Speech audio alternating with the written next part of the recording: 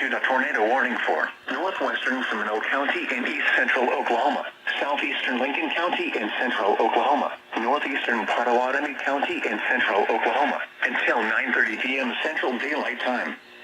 At 8:56 p.m. Central Daylight Time, a tornado-producing storm was located near Johnson, moving northeast at 20 miles an hour.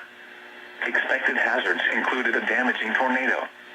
Tornadic debris has been confirmed by radar. The following impacts are expected. Flying debris will be dangerous to those caught without shelter. Mobile homes will be damaged or destroyed. Damage to roofs, windows, and vehicles will occur. Tree damage is likely. Locations impacted include Trade, Johnson, and Centerview. This includes Interstate 40 between mile markers 188 and 193.